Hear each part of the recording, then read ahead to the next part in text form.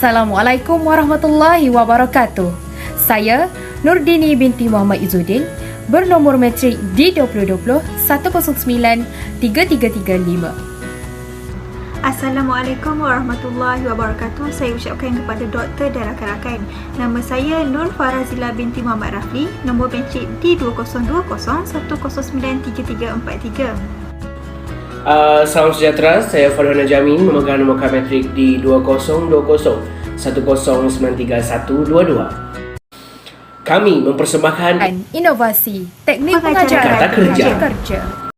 Bersama saya sekali lagi, saya Farhana Jamin, pada hari ini akan membentangkan bagi apa itu definisi bagi morfologi dan juga apa itu definisi kata kerja.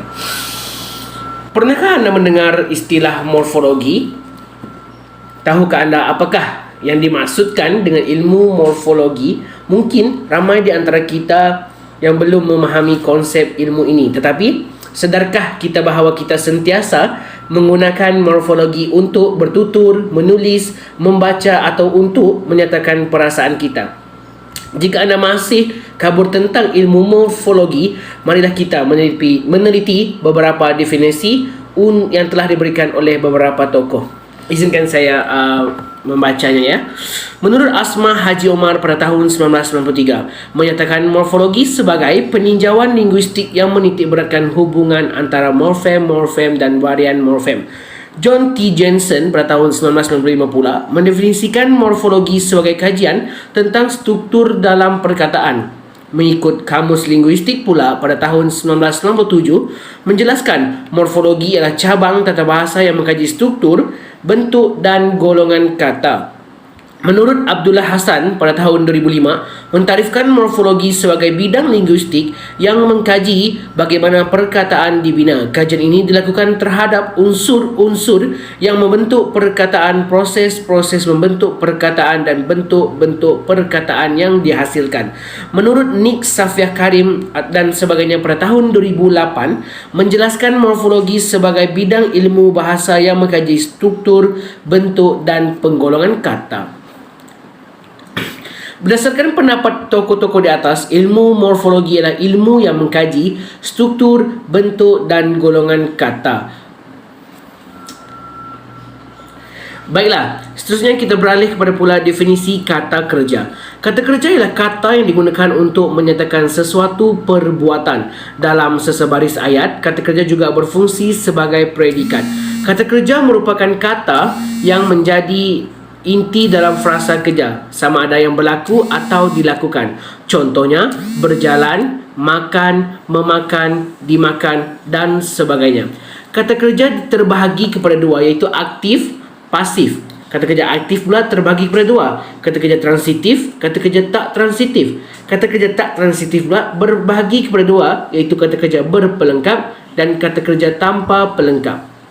Itu sajalah sedikit cerahan ataupun sedikit perkongsian tentang definisi morfologi dan kata kerja. Sekian, terima kasih. Teknik inovasi pengajaran kata kerja. Teknik formula. Formula adalah suatu simbol yang digambarkan dengan menggunakan huruf yang dapat menyelesaikan masalah dengan cara yang teratur dan sistematik. Walaupun formula kebiasaannya digunakan dalam subjek matematik, matematik tambahan dan juga kimia, kali ini kami bawa formula ini bagi pengajaran kata kerja. Formula apa? Apa adalah formula umum bagi golongan kata kerja. Ak iaitu aktif, pa iaitu pasif.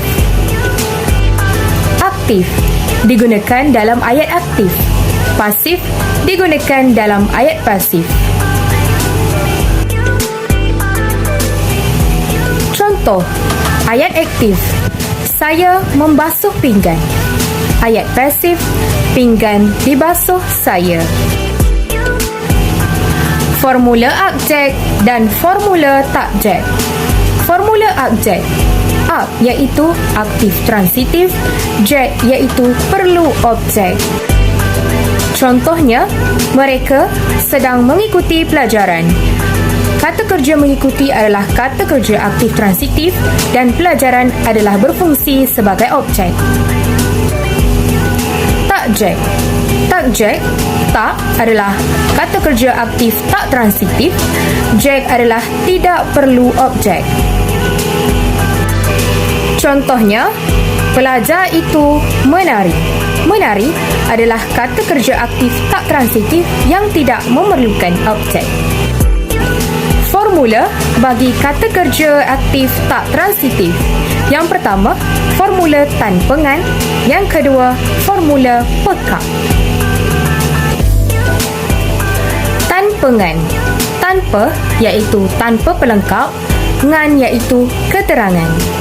Contohnya, angin bertiup dengan kencang sekali.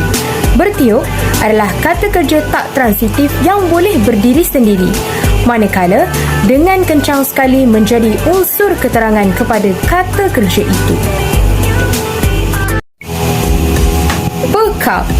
Pe iaitu berpelengkap, kap iaitu melengkap. Contohnya, penyakitnya beransur sembuh. Beransur adalah kata kerja tak transitif berpelengkap dan sembuh adalah keterangan yang untuk melengkapkan maksudnya. Harus diingat, pelengkap tidak sama dengan objek. Pelengkap adalah hadir selepas kata kerja aktif tak transitif, manakala objek adalah hadir selepas kata kerja transitif. Seterusnya, saya akan menerangkan tentang kelebihan penggunaan teknik formula kepada pelajar. Pertama, teknik formula dapat memudahkan pelajar untuk mengingati sesuatu topik. Misalnya, topik kata kerja. Dengan menggunakan teknik formula seperti apa, pelajar dapat mengingati bahawa kata kerja terbahagi kepada dua, iaitu kata kerja aktif dan kata kerja pasif. Namun, formula yang dihasilkan mestilah ringkas supaya pelajar mudah untuk menghafalnya. Kedua, teknik formula dapat menjimatkan masa pelajar.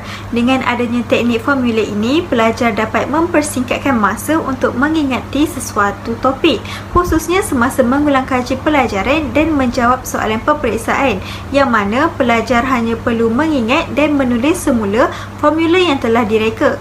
Contohnya, pelajar hanya menulis formula takjek untuk menjawab soalan mengenai kata kerja tak transitif. Formula takjek menerangkan bahawa kata kerja tak transitif tidak memerlukan objek selepasnya.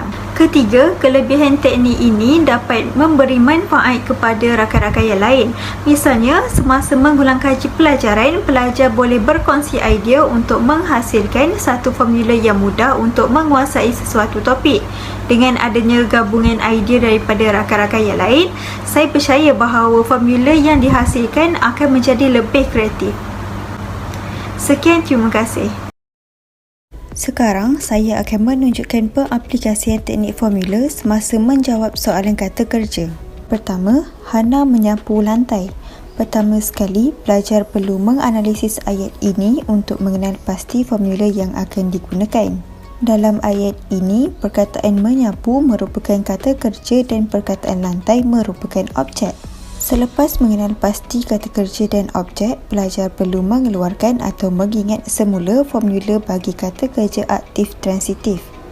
Ini kerana dalam ayat tersebut terdapat objek iaitu perkataan lantai. Hanya kata kerja aktif transitif sahaja yang memerlukan objek di belakangnya. Oleh itu, formula yang akan digunakan adalah formula akjek. Di sini jelaslah bahawa perkataan menyapu merupakan kata kerja aktif transitif. Jika tidak disambut dengan objek, ayat yang terhasil tidak gramatis. Jadi, dapat disimpulkan bahawa perkataan menyapu merupakan kata kerja aktif transitif. Seterusnya, bagi kata kerja tak transitif, mereka sedang bergaduh. Mengikut kata kerja ini, bergaduh tidak mempunyai objek di belakangnya. Jadi kita kena ingat takjek, iaitu tidak memerlukan objek. Sudah pasti ini merupakan kata kerja tak transitif.